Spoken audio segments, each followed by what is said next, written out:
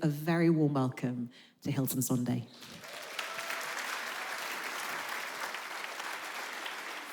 Thank you, Catherine.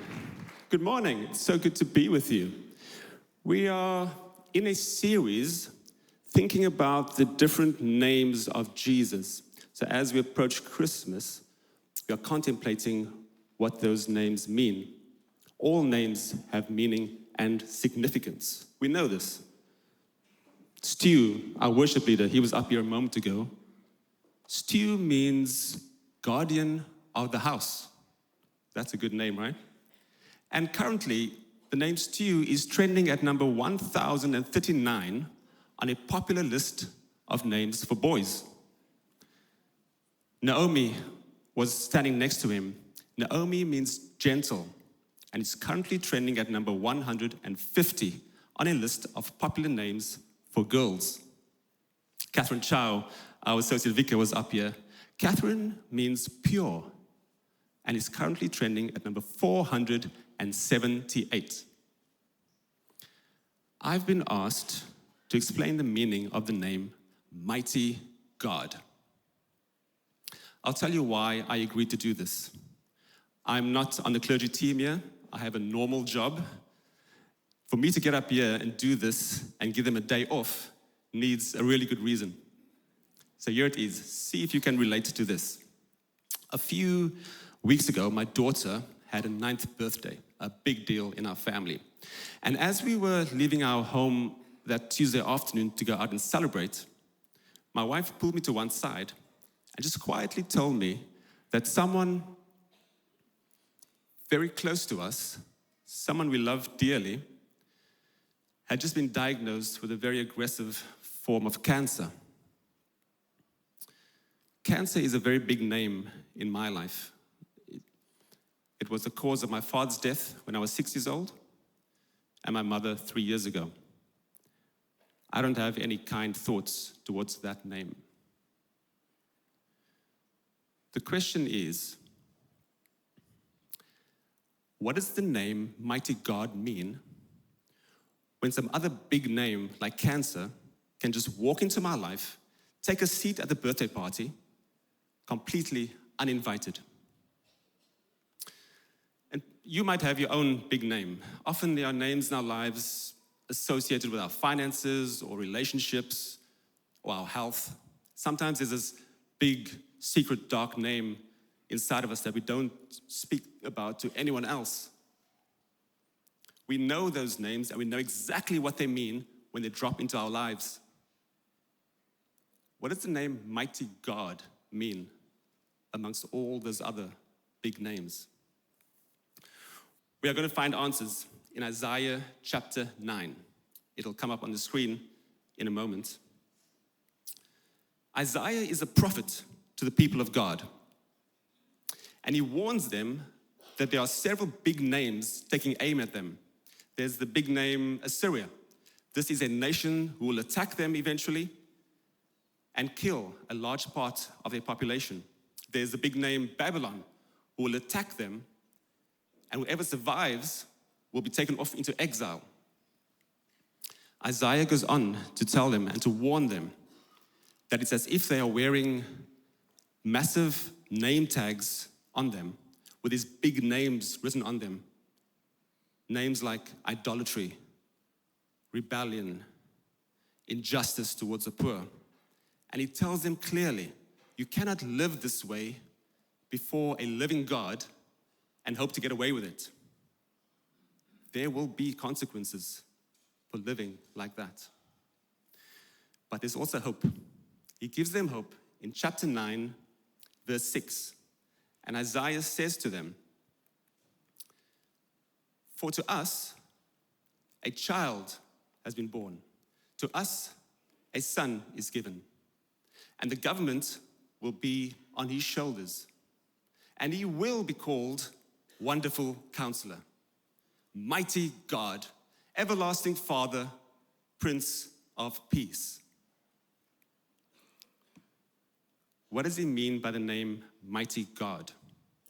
To work this out, you'll have to look through the entire Bible, find all the references to Mighty God, and then compile your meaning from that. We don't have time to do all of that, but I've done the homework for you. And the easiest place to find the definition is 1 Samuel chapter 16. Here we find the first king of Israel. His name is Saul. Saul, at this point in his life, has made so many bad decisions that verse 17 says, the Spirit of the Lord departed from him. That means God took a step back from Saul's life and withdrew his protection, his blessing, his joy, his peace. And when all of that gets removed, an evil spirit starts visiting Saul and tormenting him. That's a big name, evil spirit. So Saul asks for help. And in verse 18, one of his servants says, I have seen a son of Jesse of Bethlehem. He's a musician, he's brave, and he is a warrior, a fighter. That's a very good description of David. This is the same David who becomes the King David eventually. In chapter 17 of 1 Samuel, we see why David is called a warrior. David says that as a shepherd boy, he'd be watching the sheep, and sometimes a lion would come and grab one of his sheep. And he says, I would go out and chase down that lion and get my sheep back. And the reason is that this sheep belonged to my family. It's my father's sheep. This is mine. It does not belong to the lion. I want it back. If the lion disagreed with David's assessment of the situation, David says, I would then have to grab this lion by the head and kill it. Same with bears. If a bear took one of his sheep, he would go after it. This is my sheep, not yours. Give it back, or you die. On another occasion, a giant of his soldier named Goliath threatens David's people and insults his God. David squares up to him on the battlefield, and Goliath sees this little shepherd boy, and he is not impressed, nor is he scared. That's only because Goliath does not know that David has this little habit of fighting for what belongs to him, and he has a habit of winning those fights.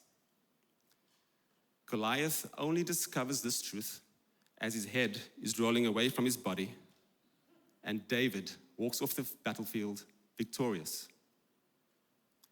Warriors fight for what belongs to them, and they always win.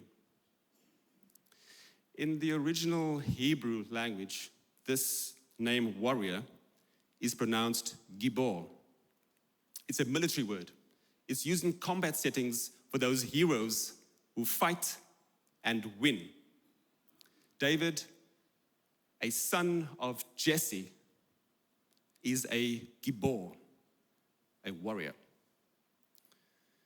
So then Isaiah comes along and he says, we too will get a son, only this is not the son of Jesse, this will be the Son of God. We're talking about Jesus, and his name will be called Mighty God. Or, as it's pronounced in the original Hebrew, El Gibor. El, meaning God, and Gibor, meaning the exact same thing as it did for David. In this context, and in English, we get it as Mighty God, but it means the exact same thing. Jesus is a warrior who will fight for what belongs to him, and he will always win. This might be a jarring image to see Jesus as a fighter. Isaiah helps us create a good picture of this in chapter 42, verse 13. Predominantly, his writing is in poetry. It's in a form of language that is meant to go via our hearts to our minds. It's meant to give us a feeling, a deep sense of knowing of what this is. So let me give you this verse. You might want to close your eyes, and I'll go through it slowly. I want you to picture the God that he's presenting to us. Isaiah 42, verse 13. the Lord will march out like a champion. Like a warrior, he will stir up his zeal. With a shout, he will raise the battle cry and triumph over all his enemies.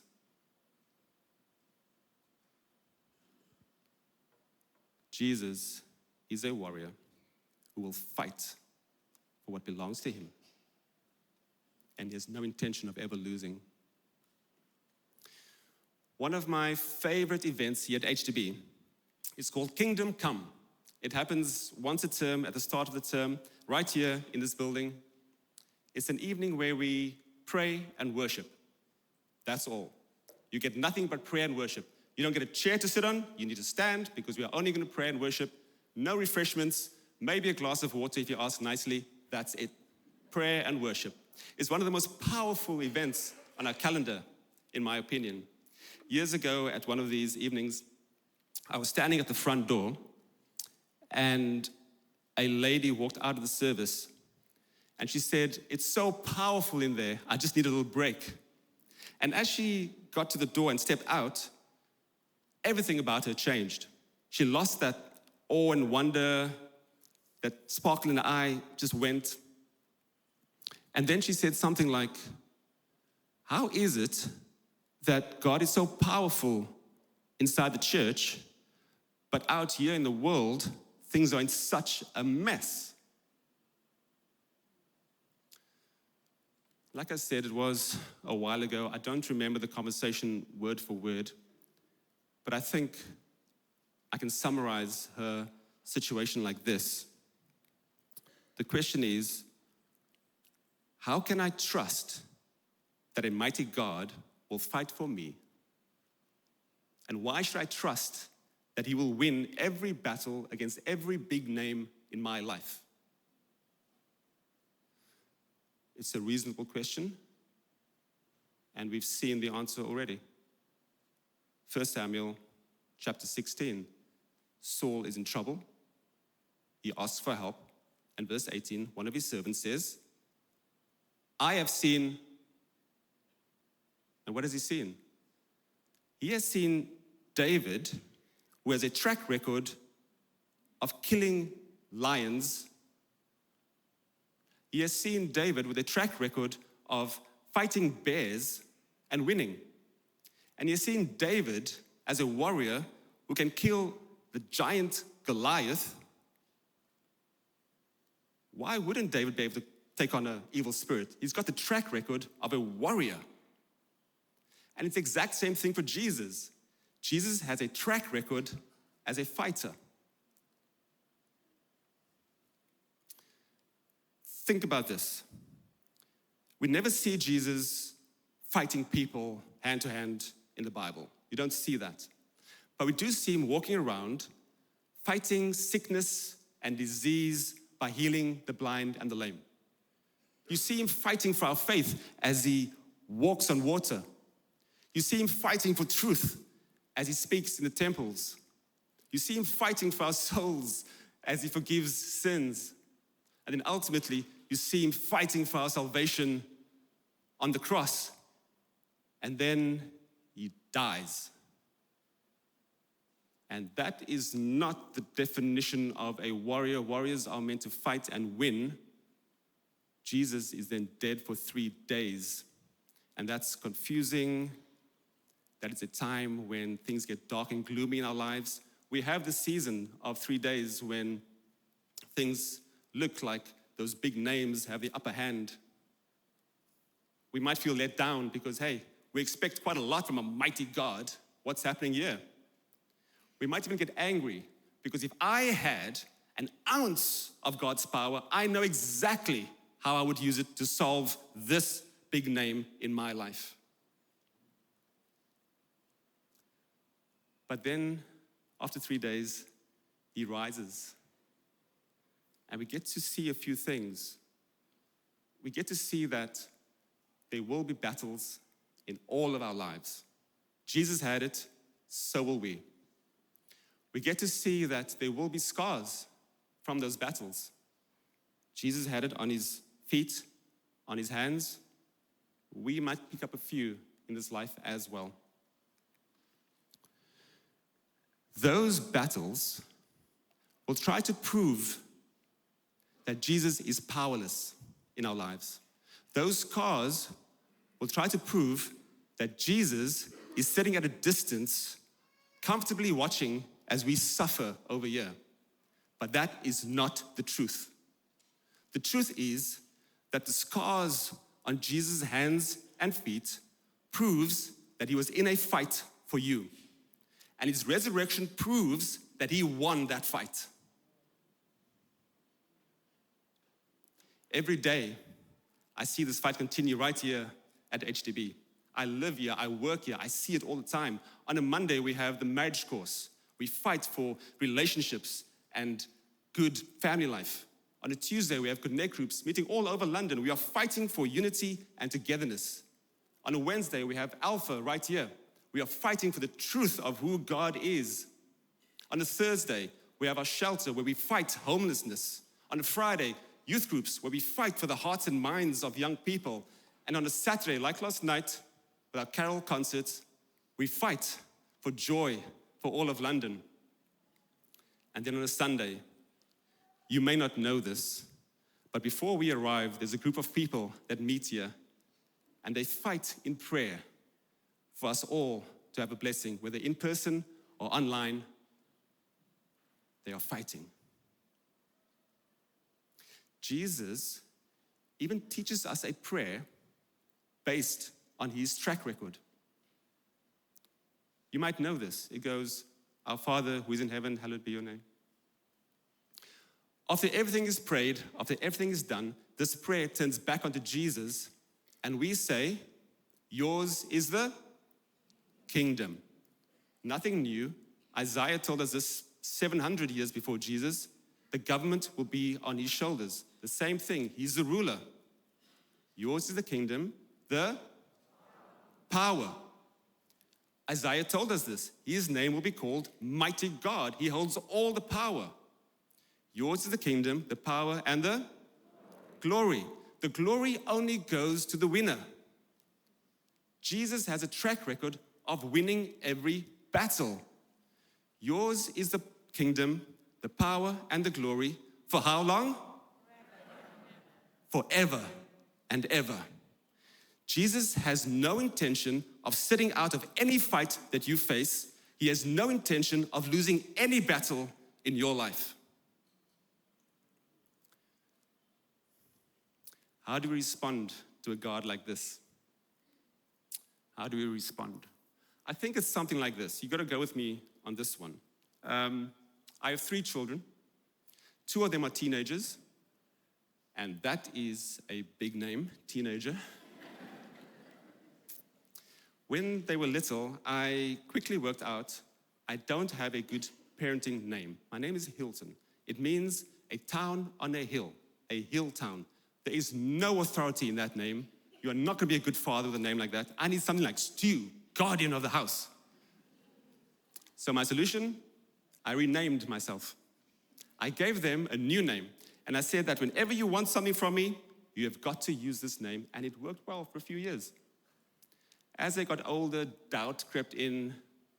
Dad, we've spoken to all our friends at school, and no one thinks that that is your real name.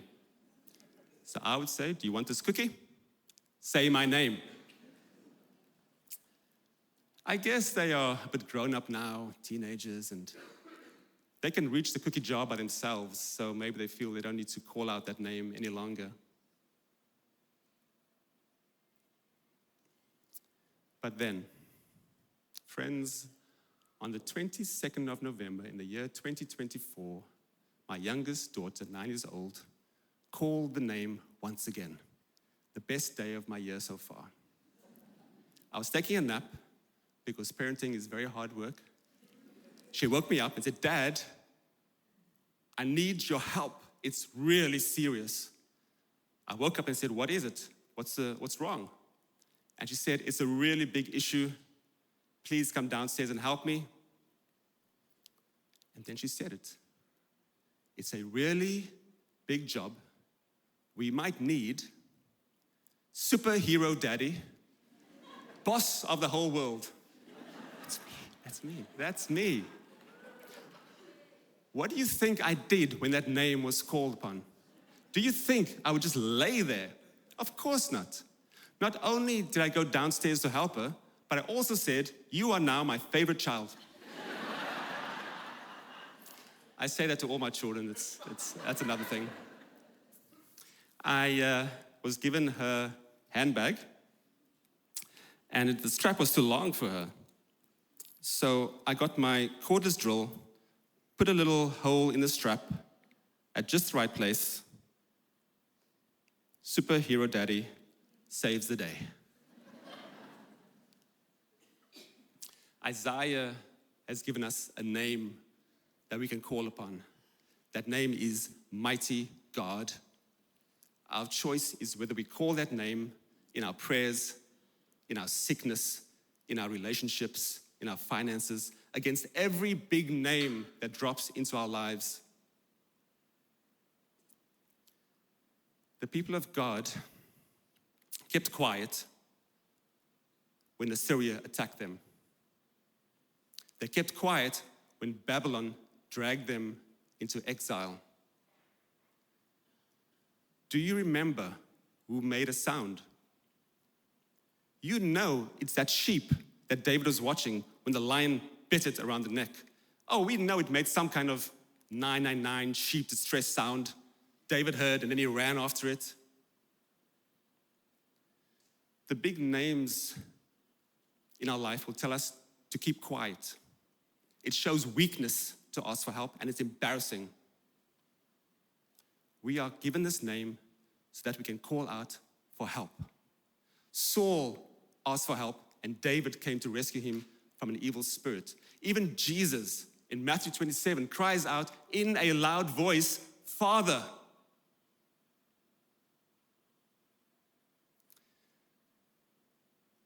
We have a warrior who is waiting to jump into our fight if we would call on him as our mighty God. The name Stu is currently trending at number 1,039. The name Naomi is currently trending at number 150. Catherine at 478. The question is, where is the name Mighty God trending in your life right now?